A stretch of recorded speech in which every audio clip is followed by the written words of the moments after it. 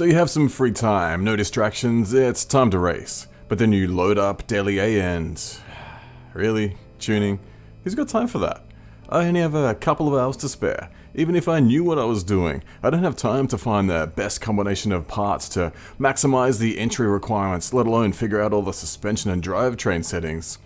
Let's just skip Daily A and move on to B or C, cause Bathurst does look tasty. No road cars though. Hey, okay, but hold up. Just because tunes aren't allowed doesn't mean I need to use one, right?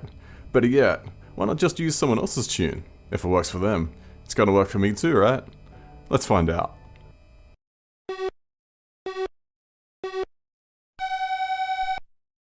First things first, we're gonna need a tune.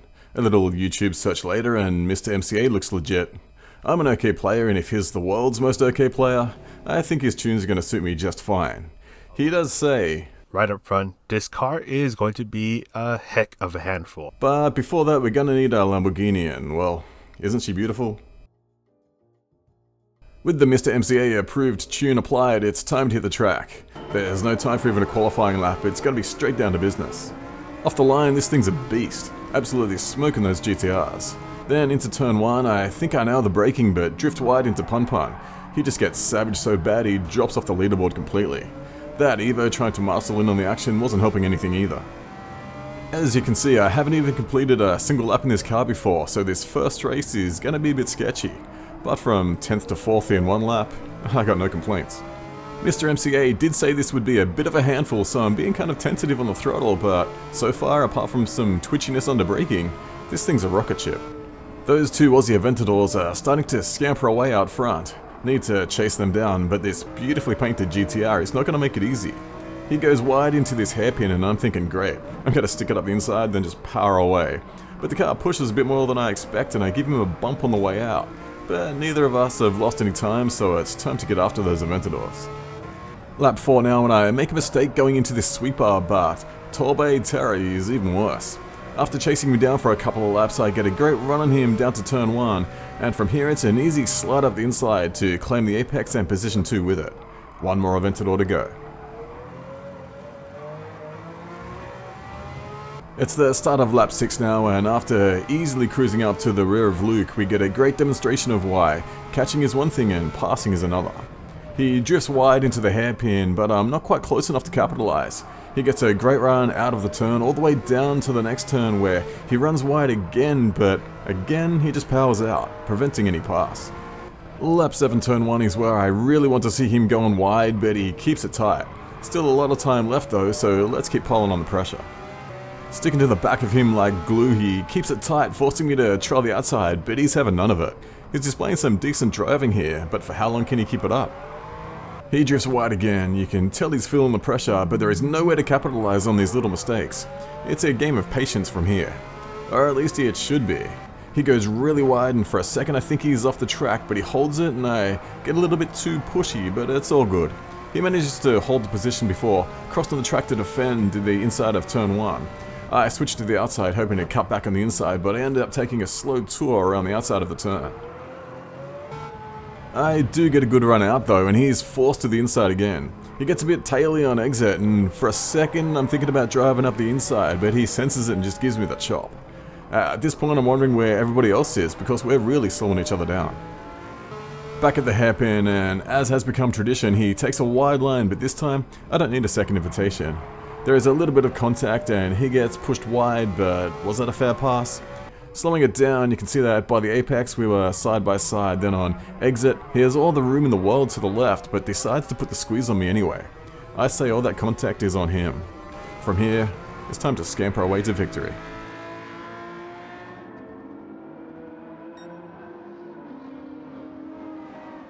On to race 2 then, but this time we have a whole luxurious 6 minutes to qualify. I end up setting a time in the mid-55s among other adventures. But looking at the strength of the field we got matched up with, I'm not really sure why I bothered. And who's this guy kidding? I think you can predict how this one's gonna go. Great jump off the line, I survive the looming sharks in the rear view and bugger off into the distance for the win. So it seems that Mr. MCA nailed it with this setup. It's an easy win using his tune. Or is it? Maybe it's just an easy win anyway.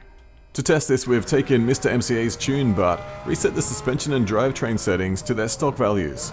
After all, it's only really the suspension that I'm interested in.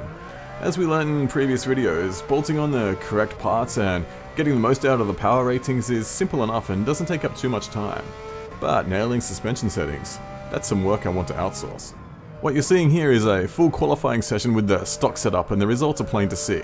While this stock suspension is maybe a bit more fun to drive, what it isn't is quicker, or even as quick. I could not match my previous time, and that was set after only one race and a few laps. I'm a lot more experienced with this car now, but I still couldn't beat it. So yeah, the outsourced setup is faster, but does that even matter in Daily A? Well, you can instantly see that this stock tune is slower off the line. The Sharks are a little closer by turn 1. They still aren't close enough to bite though. In the end, it's the same easy win no matter what the setup. Honestly, without being matched against faster drivers, this isn't a great test, but there's nothing I can do about that. My lap times were slower though, and if the competition were faster, this would definitely matter.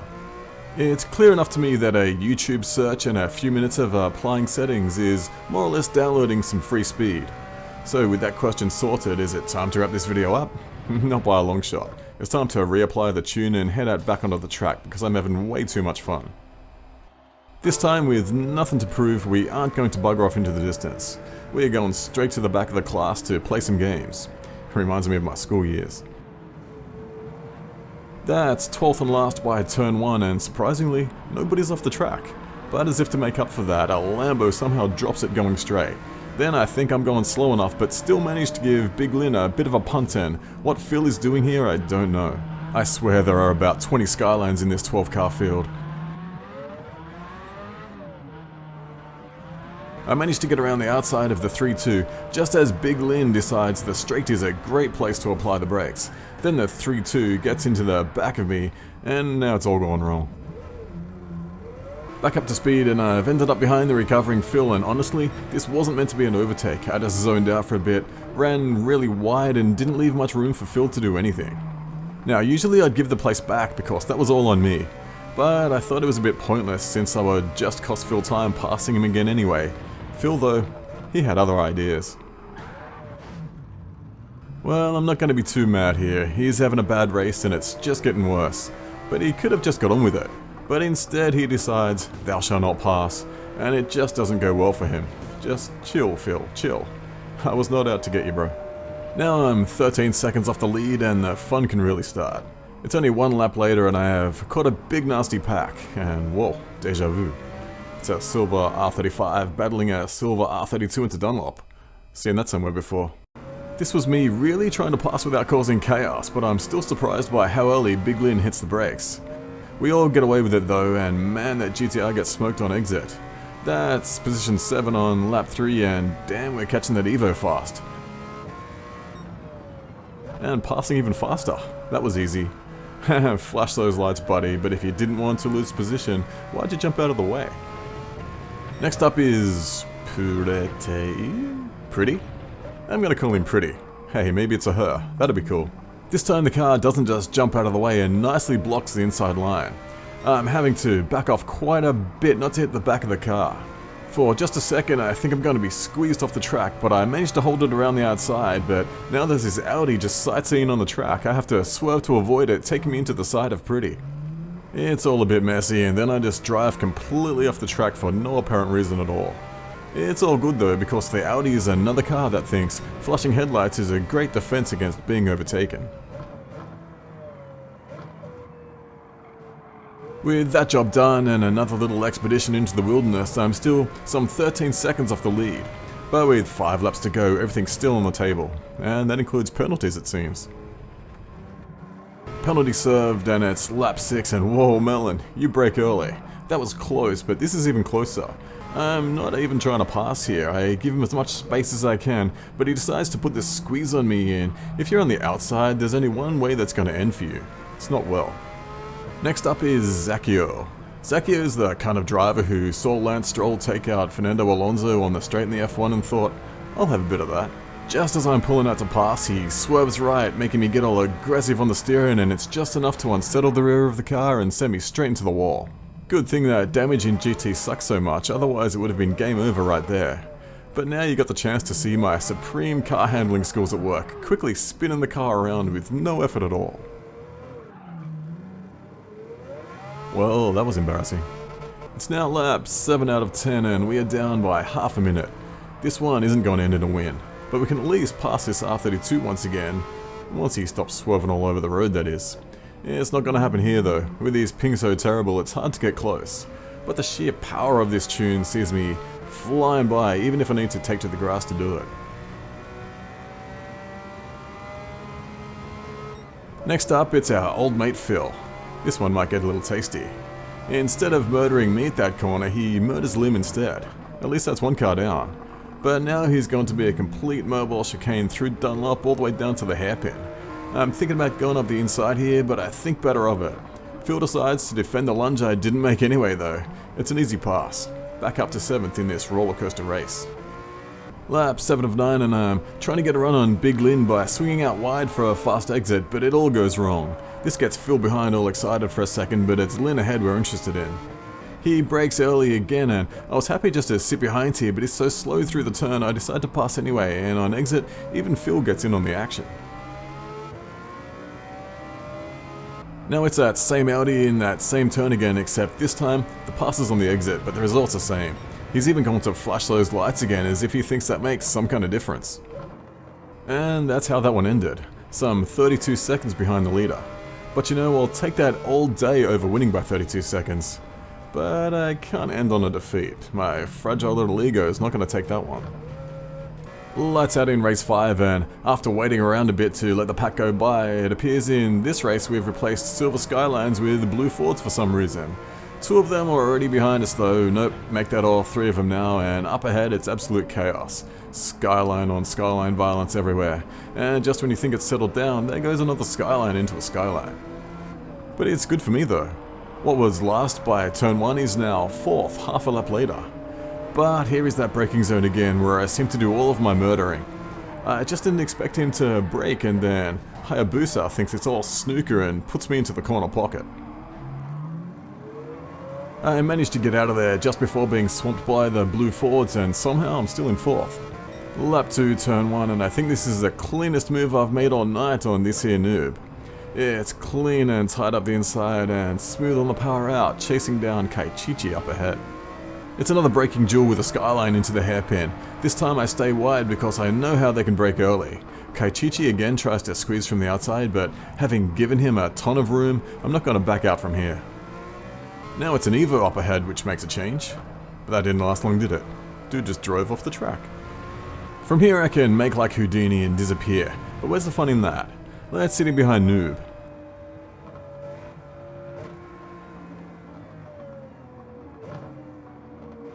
Though it did seem like he might catch Kaichichi, but now he's all over the show, and with that penalty, let's just get him out of the way now. Play up front with Kaichichi. That GTR tune really doesn't have the grunt to match the Aventador. I'm catching hand over fist, and I don't even mean to attempt to pass here. My car is just too fast. And this is the entire issue with tuning in sim racing. Kaichichi could be every bit my match, but in that car, he doesn't even stand a chance. I can play with him at will. Slam on the brakes, he'll fly right by.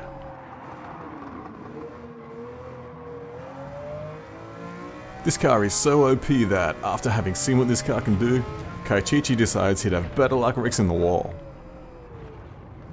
You'll hear people complain that the devs just need to do their jobs better. They need to balance the cars so there's no dominant cars on the track. But do they realize how impossible this is? In the real world, racing has given up on the idea. You cannot have balanced racing using different cars without some sort of artificial intervention. Either motorsport categories force cars to have near identical chassis and engines with different body shells, or they control the weight, aerodynamics and power based on the car's results. What you will never see is close racing in motorsport categories that have simple power and weight limits.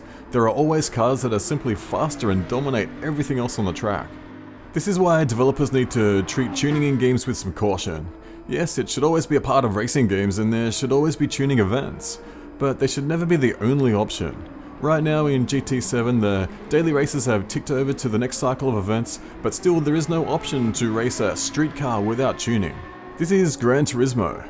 The game that was literally invented because it was one man's vision to have normal road cars in a racing game. Yet, currently as far as sport mode goes, you cannot race normal road cars in Gran Turismo. This really isn't fair on those who either don't know how to tune, don't have the time, or just don't enjoy the process of tuning. Because no matter how good they are always going to get annihilated by someone with a meta tune. And besides that, why can't we just race the stock cars best motoring style? What's frustrating is that this seems such an easy problem to solve. Just have one more event. Just one more. What could possibly be the problem with that? Again, you will hear people saying that the player base is too small to have more than 3 events per week, but this argument is madness. Even with the controversy surrounding GT7, its player base is still massive compared to other racing games. Take a look at the numbers who enter the weekly challenge for proof of that. But it is what it is. This video was all about seeing if you could just skip the process of learning all about tuning and spending countless hours testing out suspension by just copying someone else's homework. Turns out you can. So when you encounter that daily race with tuning open, sigh and think, Oh, can someone else do it? the answer to that is yes.